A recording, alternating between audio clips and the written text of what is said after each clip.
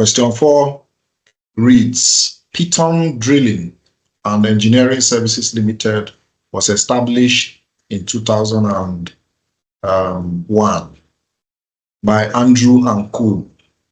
The company provides consultancy, engineering and training services in borehole drilling, power generation, environmental engineering services, under drilling and training. Now, under drilling, training and laboratory divisions. The largest division is drilling, of which contributes income of more than 60%, while training and laboratory services contribute over 30% of total income. Python Drilling and Engineering Services Limited saw opportunity in combining business operation with Romeo Limited. Sorry, please, can you mute? If you are joining, please mute your mic. Thank you. A small engineering company with 3 members. Valemu Limited has strong presence in riverine areas and commenced operations about 2 years ago. The issue of the business combination was brought to the attention of Peter, who is the engagement partner of the audit of Python Drilling and Engineering Services Limited. He suggested that Andrew and Co. should perform due diligence on the operations of Valemu Limited, regardless of the fact that they are in similar business operations. He explained that the exercise would be necessary to reduce risk of failure of the merged entity, as both quantitative and qualitative information will be available about the operations of the entity before going on to decide on signing the agreement. It was explained that the due diligence should cover financial viability and long-term sustainability of the merged entity. He made reference to a situation where a large department store was forced to wind down its operations after business combination when it was discovered that the entity merged with was highly indebted to the bank and most of the assets have been pledged as collateral for loans with banks. Some staff of your firm have already been assigned to the audit engagement, and you told them that the audit will be delayed because a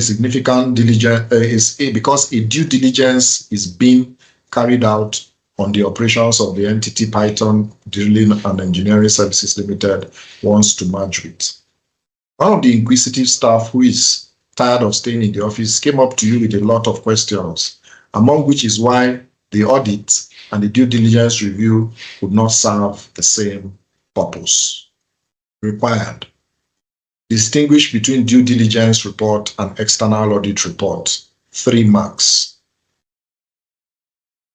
Okay, not distinguish, but it's the same word. Differentiate between due diligence and external audit report. B, discuss the items you feel should be investigated or reported on in the due diligence exercise to make it of value to Python Engineering Services. 7 marks. Evaluate the benefits of using a professional service firm for the exercise. 3 marks. And highlight the format of a due diligence report. 7 marks. So we have a 20-mark question, which is the third that you're supposed to choose 2 from. So, very importantly, number 1, we have to differentiate between a due diligence report and external audit report. Quite simple. 3 marks. So you can just draw a table, due diligence, external audit, 1, 2, 3, and you shoot it. Discussion aspect is a bit technical to earn 7 marks. Let's look at the answers. So looking at the solution, you see the difference between due diligence. It was stated, but if you have a table, it makes a lot of sense if you have a table. So if you state it like this, it's fine, but the table will provide proper context. Whichever method you use is fine. So in looking at this question, generally I observe that the question presents a scenario involving a business combination scenario, and it asks for differentiation between a due diligence report and an external audit report. items to be investigated in due diligence, benefits of using a professional firm for due diligence, and also the format of a due diligence report was what the examiner was asking for.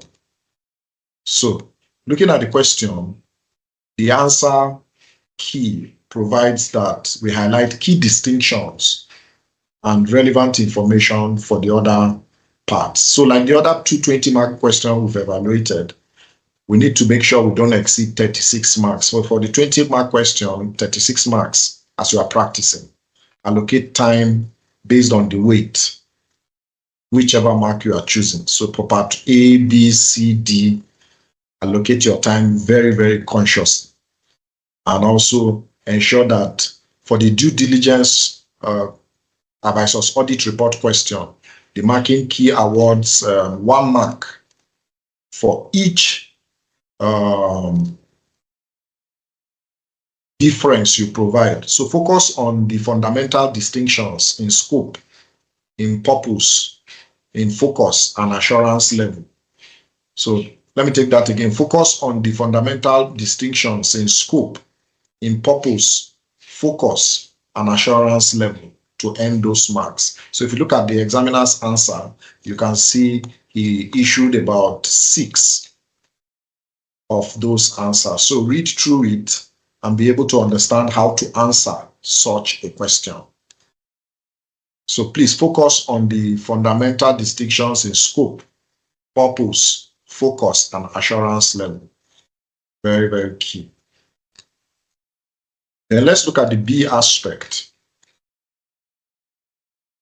The B aspect said, discuss the items you feel should be investigated or reported on in the due diligence exercise to make it of value to Piton Engineering Services Limited. So, the items of investigation by way of introduction should be stated, and we have about 5 points the examiner stated. And also for the other items, 4 were listed. So here we discussed and we listed based on the instruction. So to earn 7 marks, you can't discuss sporadically, so you need to stratify. You can see we spoke about the financial position and performance and other items in the scenario. So please provide them very clearly and constructively so that you can earn your marks, because this part gives 1 mark each for any item or any 7 relevant items you provide. So brainstorm a comprehensive list of areas of due diligence exercise that would cover the access, that will cover to access the viability and risks of the merger. Very important. So take note of that. 7 marks for this question. You need to provide at least for the first 5 you're discussing, and for the listed items you pick 2 marks. So go through the answers and ensure that you provide proper context to what the examiner is saying. And the C aspect, evaluate the benefits of using a professional service firm for the exercise. So for this C aspect, the benefits, the marking key awards 1 mark for any 3 benefits. So focus on the advantages of engaging external experts for this specific task, and that should earn you 3 marks. Very, very important. So looking at the examiner's answer, you can see he spoke to a lot of things, including practitioners and hiring experts. He gave you 4, so 3 will suffice. And the 4th aspect speaks to the format of a due diligence report. This section gives 1 mark for each of any 7 points related to the format. Outline the typical structure and key sections of a due diligence report. So you can see from the question, he didn't say highlight the format based on ISQE 2400, International Standards on Quality Engagement 2400. He didn't state that. So you may not need to state the standard based on the question. If you can highlight the report, please go ahead and highlight them, including the main headers. So looking at this question, you will see that he tested the concepts and principles that focuses on the distinct nature and purpose of due diligence engagements, comparing them with external audits. So they test the concepts and principles so that when you're studying is focusing on due diligence engagements and external audits. It also touches the scope and the reporting of due diligence. So in the study text or in your chapter or your pocket notes, focus on these areas. Very, very important. So he tested chapter 1, which is the meaning of audit and assurance. That's distinction between different types of engagement. That is in chapter 1 of the study text. So in doing your reviews and going back to your pocket notes, please read through this and understand the concepts, distinction between types of engagement. He also tested chapter 5. Practice management, the benefits of professional firm for due diligence, speaking to expertise and efficiency of professional firms. That is in chapter 5, practice management.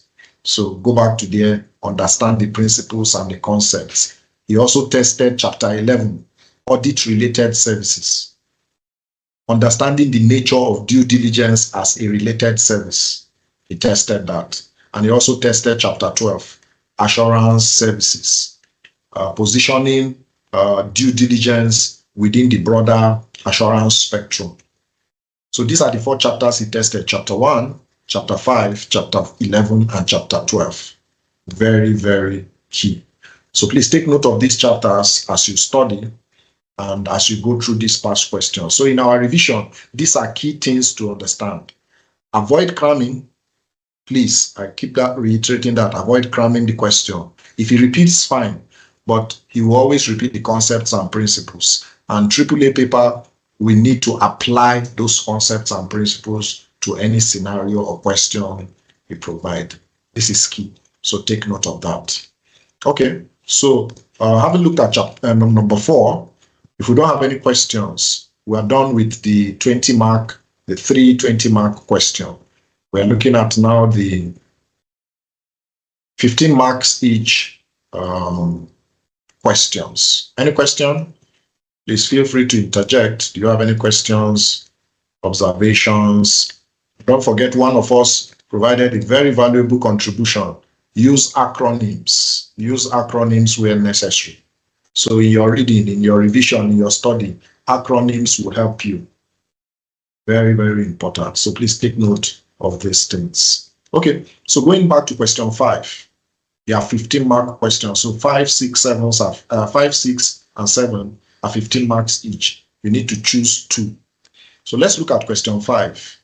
Vigo Microfinance Bank Limited was incorporated on July 1st, 2014 as a public limited company under the KAMA.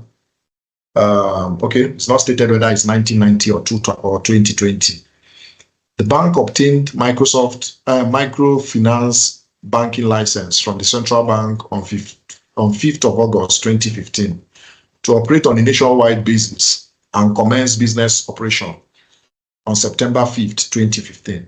The bank's principal business is to provide Microsoft banking and related services to the poor and undeserved segment of the society, with a view to alleviating poverty under the microfinance insurance ordinances.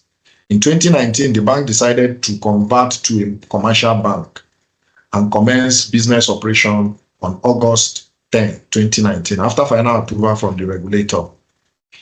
As at December 31st, 2019, the bank had 5 branches. In 2016, it had 24.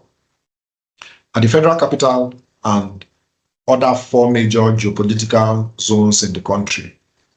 With the new commercial banking license, the bank employed the services of FK George Professional Services to audit its financial statements. As part of the activities to be carried out in the initial engagement, the external auditors began a review of the books of account of the predecessor auditor. And the following issues emanated amongst others. Number 1, some PPE, property, plant, and equipment in the books of the account or in the books of account and in prior year financial statements had negative net carrying amounts. Number 2, the basis of impairment included in prior year financial statements regarding loans and advances could not be established from the working papers. Number 3, there was a material amount of pre-operating expenses that was included in the receivables schedule, of which could not be satisfactorily provided. And number 4, the audit work performed on interest income in the prior year was not supported by sufficient appropriate audit evidence. And number 5, details of outstanding tax liabilities could not be provided, as the amount in the financial statements was the figure supplied to the external auditor by the tax consultant. It was discovered that the figures were not subjected to review by the former external auditor. Number 6, there was no satisfactory explanation on nil balances included in prior year financial statements on contingent liabilities, as there were no evidence that requests for confirmation were made from all solicitors of the bank. And details of contraventions included in the examiner's report were not considered for disclosures in the financial statements. The central bank is requesting for the financial statements of the bank, and management is worried that there is a delay in the release of the financial statements by the new external auditors, despite several notifications and reminders. So the chief finance officer of the bank complained to you as a member of the engagement team about the delay in concluding the audit. He could not see the reason why your firm should be concerned about prior period financial statement issues when your firm was not the one that expressed opinion on it. Added to this, the responsibility of the financial statements rests on the board of directors. Required: A, discuss why your firm needs to carry out the above exercise. 3 marks. B, analyze the nature and extent of audit procedures necessary to obtain sufficient appropriate audit evidence. 8 marks. C, evaluate why your firm might likely do in case of inability to obtain appropriate audit evidence from the exercise. So we have a 15-mark question, 1, 2, 3. And it's a long read, but I think it's fairly easy, in my opinion. And looking at the solution, you need to be able to address it very pragmatically. So number 5, one of the key points or ways to make your work very tidy and not tardy is that start every question on a fresh page. No matter how you've overlapped a question, even if it's 1, 2 lines in the next page, please start your question on a fresh page. There are no extra marks for that, but it gives an examiner a different outlook of how you respect tidiness in the exams. Don't be shabby, don't be tardy. Make sure you start every question on a fresh page. You finish question 1, leave the lines under. Don't say question 2. Go to another page. Some people don't know that.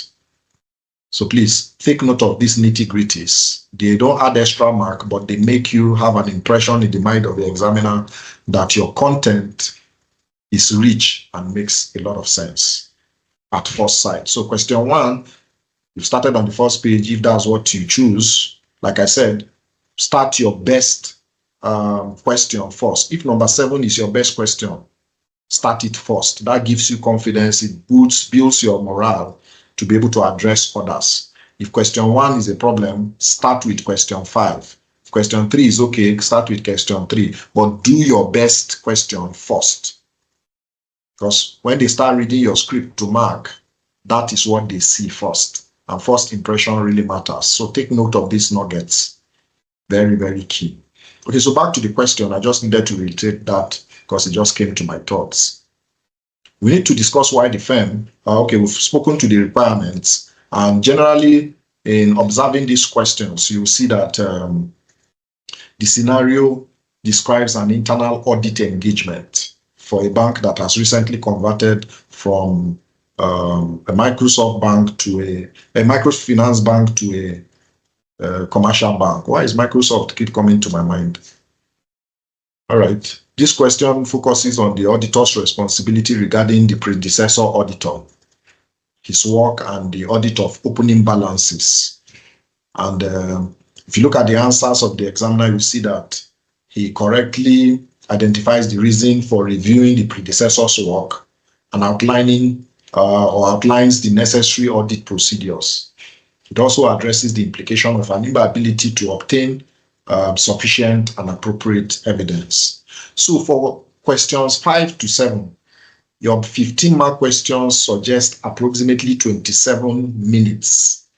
So for question 1, 54 minutes suggested, or 1.8 per marks.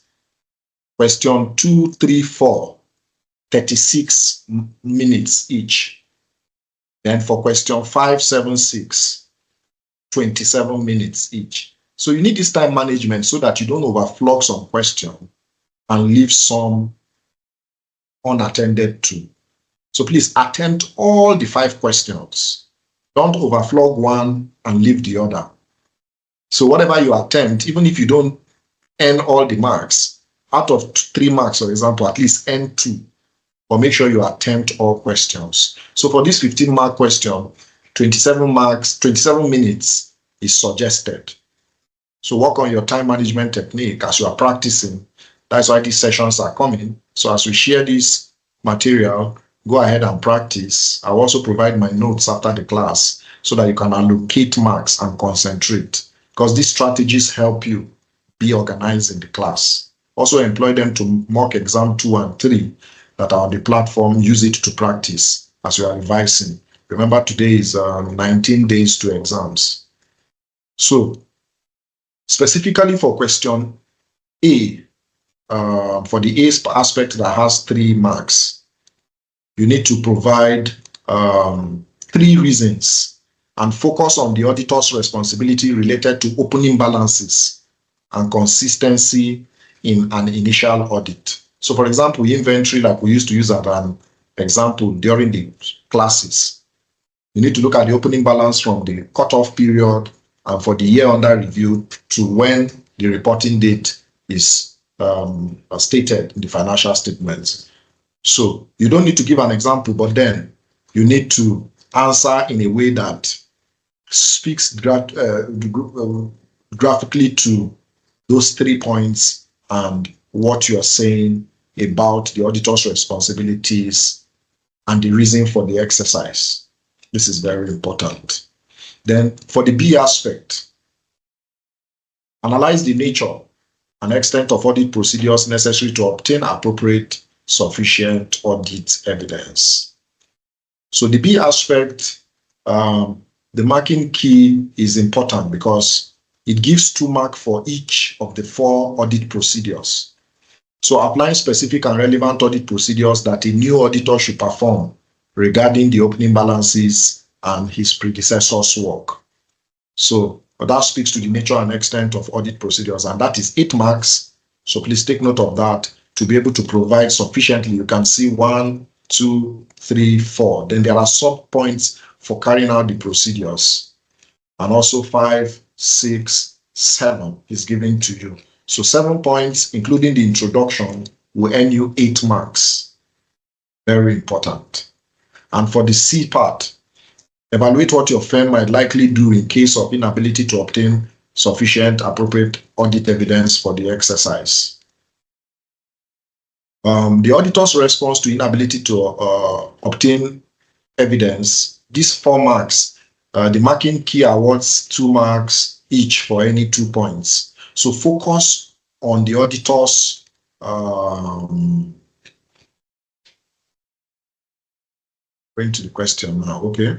So focus on the auditors, what the auditors should take, including communication, potential resignation, and the impact of the audit. Very important. So focus on the actions the auditor should take. If you don't have appropriate, sufficient evidence, you communicate to those charged with governance. If they are obstinate, stubborn, then you need to consider resigning or get legal advice, because the impact and the material misstatements in the financial statements will determine what action you should take. So that should prompt what you write. This is key. So that speaks to question 5. So what principles were tested, very, very importantly. So as you go back to study, so this will guide you in study. We're not writing exams now. We're intensively looking at how to study and revise, because he will repeat these questions, but in another way.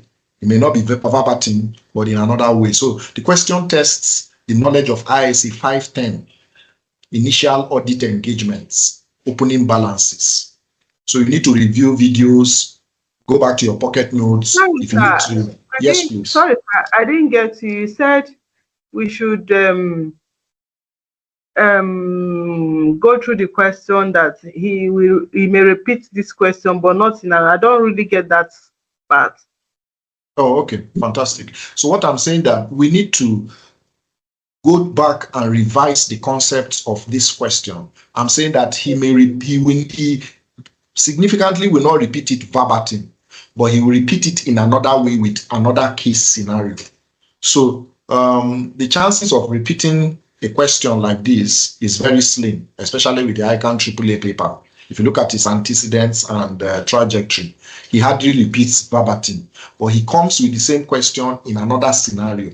So that is why we say go back and study the concepts and principles.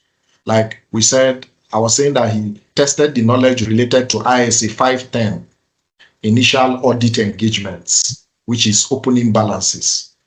So you need to understand what this question falls under in the study text. So he tested chapter 7, which is audit planning, consideration of opening balances in initial audits. Then he tested chapter 8, which is audit evidence, procedures for verifying opening balances. That's in chapter 8.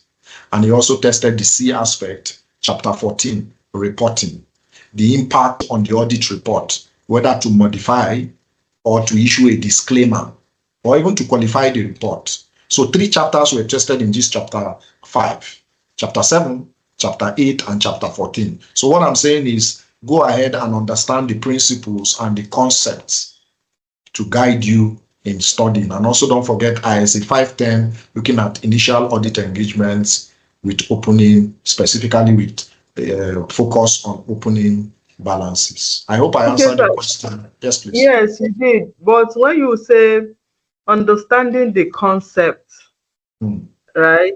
Because yes, even this question now you have here now, this should be November 2023 or May 2023. Yes, May 2023. May 2023. Yes. I've gone through most of these questions, right? I've gone through this particular question, but it really beats my imagination that even when you brought it out to the screen and I was looking at the question, it was still confusing that I began to wonder if this is something I've already attended to.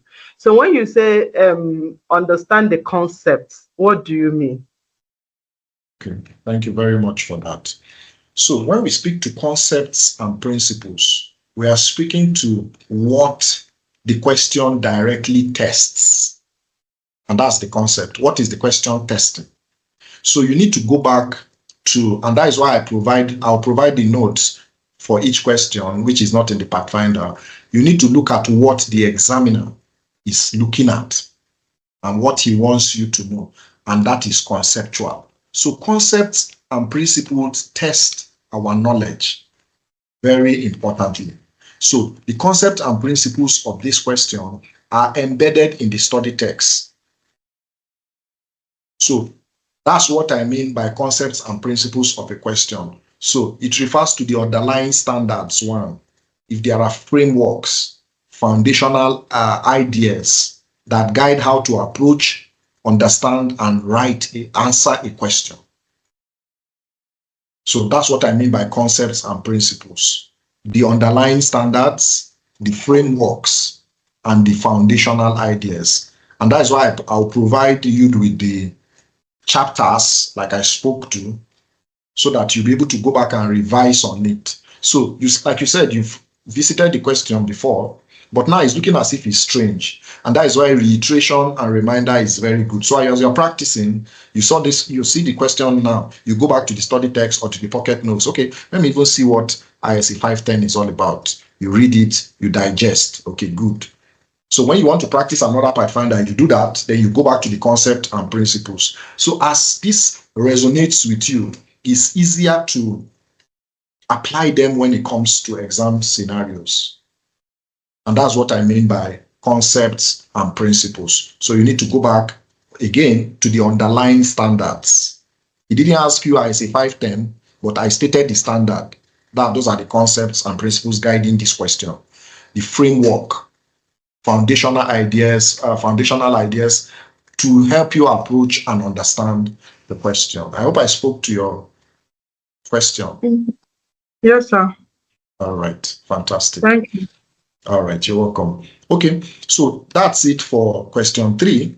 So don't forget also go to the examiner's notes, his report.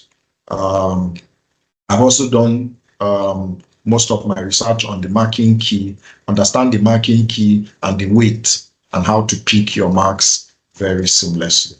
Okay, so let's run chapter. If you don't have any other question, please feel free to ask your question, interject. And if you have observations, you also have contributions, let us know. Somebody gave a powerful introduction, Sherifat, on acronyms. They are very good. Acronyms. Very good. Okay, so question 6 is also a 15-mark question. Quite short, so let's go through it. The audit of one of your clients, of your firm's new client is ongoing. Review and compliance procedures were being carried out by the audit team. There were unsatisfactory issues with some of the data generated for use in the test process. These issues were escalated, and there was therefore the need to bring in the firm's IT specialist for confirmation purposes. With your competence in this area, you were asked to provide the necessary guidance and assurance needed by the audit team. So we're required to A, evaluate the components and the governing principles of NDPR 2019. This was the topic we looked at yesterday, chapter 16. As applicable in the circumstance, 6 marks. Also discuss the requirements of the data protection framework, 9 marks. Wow. We looked at chapter 16 yesterday, so you may need to go back to the video or go back to your pocket notes. But don't forget, you don't have time. Whatever you need to grasp, please grasp it quickly so you're not taking unawares. All right, so looking at this question now, the question shifts focus to NDPR, which is an emerging issue, and is 2019 update in the context of an ongoing audit where data was generated for testing, and it has unsatisfactory issues. So it requires an evaluation of the governing principles of NDPR, Nigerian Data Protection Regulation, and a discussion of its requirement. So if you look at the answer, it speaks to correctly outlining the principles and the key requirements of the regulation. So we need to be aware of chapter 16 very practically, and we'll be able to provide answers if we choose the answer. So it's a 15-mark question. Don't forget, it's approximately 27 minutes you should spend. So allocate time based on the weight. A has 6 marks, B has 9 marks. So part B requires a more detailed discussion. That's what it means. So part 1 is 6 marks, and part B requires more detail to earn those 9 marks. So when you are writing, consider the weight. This is very, very important. So for the A part, the governing principles of NDPR, which is 6 marks, the marking key awards 1 mark for introducing the governing principles, a first 1 or 2 line introduction, and 1 mark each for any 5 principles. So provide a brief introduction acknowledging NDPR, of course. 1-2 lines should sort out that. And then clearly list and explain at least 5 of the governing principles. Then the B part speaks to requirements of the data protection framework, and that's 9 marks. This part gives 2 marks for any 2 points.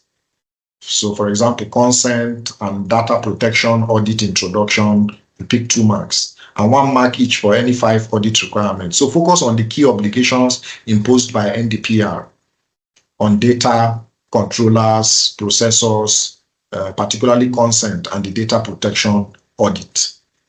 This is very key.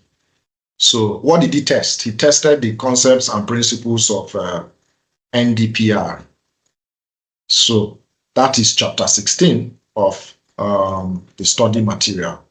So we need to look at those areas very, very practically. So chapter 16 is tested. Then some parts of chapter 2, which is the regulatory environment, understanding relevant laws, was partly tested. Then also current issues, chapter 15, they also tested that, but chapter 16 is the main place where it is. So chapter 2, a bit of the regulatory environment, understanding relevant laws and regulations. Then chapter 15, the current issues, looking at data protection as a contemporary issue. Then chapter 16, touching the application of information technology in auditing, like data handling in IT systems. So these 3 chapters potentially is what he tested, and we need to go back to read and understand the underlying concepts of NDPR. Very important. Very, very important. So that speaks to the solution and how to approach the question very practically. And read the examiner's report and you understand the pitfalls. Okay, so any question? Yes, please, go ahead. Yes, please. Chapter 15, chapter 16, and chapter what? Okay, I said chapter 2, a bit of the regulatory frameworks surrounding IT audits. Then chapter 15, current issues, looking at NDPR. That's emerging trends, technologies. Then chapter 16 is applying information technology in auditing. So 3 chapters, chapter 2, chapter 15, and chapter 16. Thank you, sir. All right, you're welcome. Okay, so finally, as we are rounding up this practice session for practice question 3 on May 2023 that as I've disclosed. Question 7 speaks to at the AGM of Aggressive Bank Limited for the year 2020, the shareholders complained about increasing cases of customers' complaints about fraud. It believed that if drastic actions were not taken to reduce this, it could lead to brand damage and reputational issues. In performing their oversight functions, the audit committee of the bank commissioned the internal audit unit to identify issues of fraud and likely causes. From the internal audit report, the following issues were noted. Due to poor information system, some unscrupulous individuals hacked into customers' accounts, saving deposits accounts, and made unauthorized transfers to their bank accounts. There were cases of forged checks with forged signatures, cards, and withdrawal slips, which were used to withdraw money from bank accounts. These acts were perpetrated to collusion with staffs of the bank. Cases of opening and operating fictitious banks where illegal transfers were made. The problem is compounded with incomplete KYC. Know your customer. Sorry, that's not JYC, it's KYC. Activities carried out by the bank's personnel. So granting of loans to fictitious borrowers through fictitious accounts opened in branches of the banks. Some junior staff making claims of overtime for hours not worked. Suppression of cash checks that were supposed to reflect on customers' deposits and loan repayments. The cash checks were diverted to the fictitious accounts in the operation in the bank.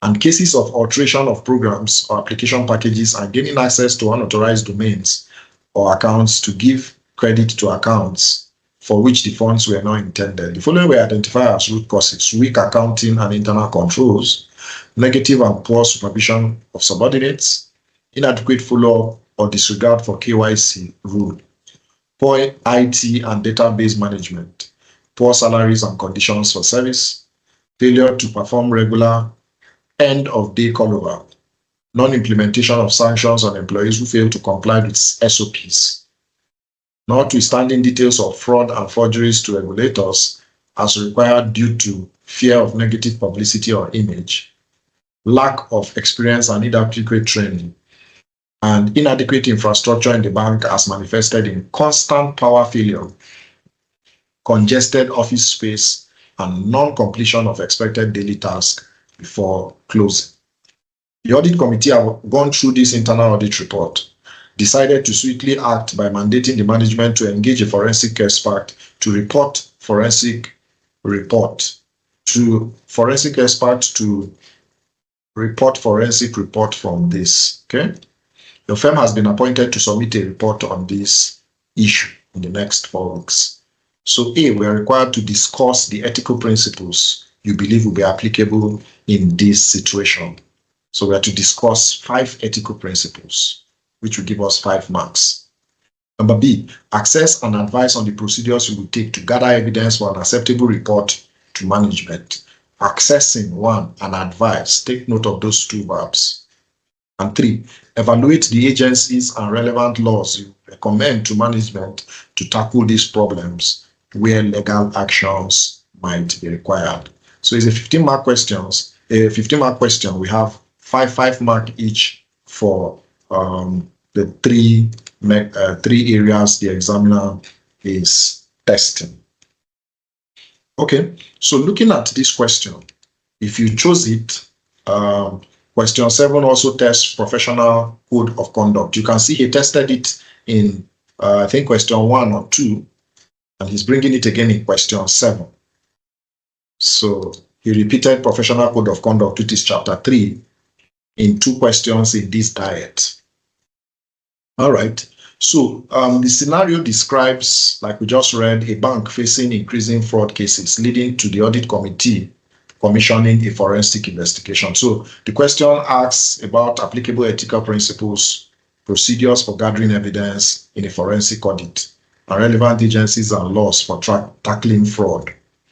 So the answer identifies, if you look at the answers,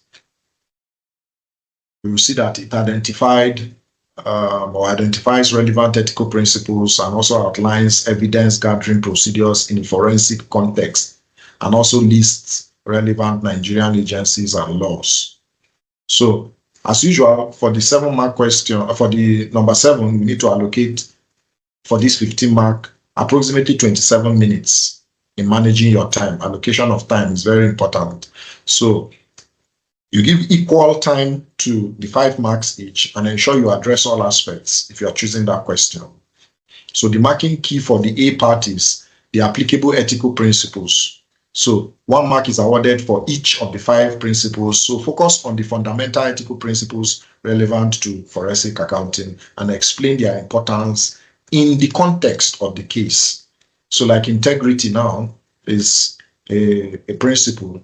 But then you are saying the forensic accountant must act, so you are applying it to the case. You are not just explaining integrity, but apply it to the case in context. In explaining objectivity, make sure forensics are mentioned, forensic. So whatever case it is, if you test professional conduct, apply it and discuss it within the context of the case. And also procedures to gather evidence is 5 marks. So the part gives 1 mark each for each of the 5 relevant procedures. So outline specific steps and techniques used in forensic investigation to gather evidence, gather sufficient and appropriate evidence that could withstand scrutiny. This is very important. So you're having a 5-mark question, at least discuss 5 points each after your introduction of the case. So, and number 3 speaks to evaluate relevant agencies and laws. So, for the third area, agencies and relevant laws is 5 marks. So, the marking key awards 0.5 marks for each of any 5 agencies you mention. So, you mention the agencies, then another 0.5 mark, which is half, for stating the laws related to those agencies. So, aim to at least list 5 relevant Nigerian agencies involved in combating financial crimes and accurately name their enabling acts or the relevant laws specifically. So you can see EFCC, ICPC, FIRS, and the laws speak to money laundering, Behaviour Act, the Nigerian Finance Intelligence Unit, the Nigerian Police Special Fraud Unit. So speaking to these, you can, when you list them, if you remember, speak to the acts or the relevant laws that apply graphically. So go to their solutions, then you need to go back to the concepts and the principles to guide you.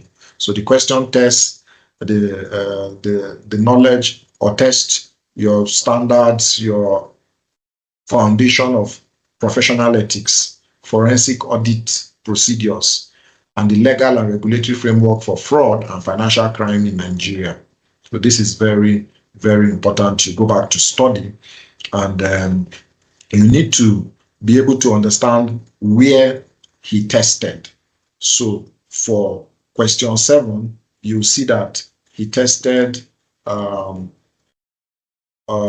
chapter 3, which is the rules of professional conduct, our core ethical principles. So he tested chapter 3, and he tested chapter 4, professional responsibility and liability, ethical considerations in specific engagements. Then he tested chapter 8, audit evidence.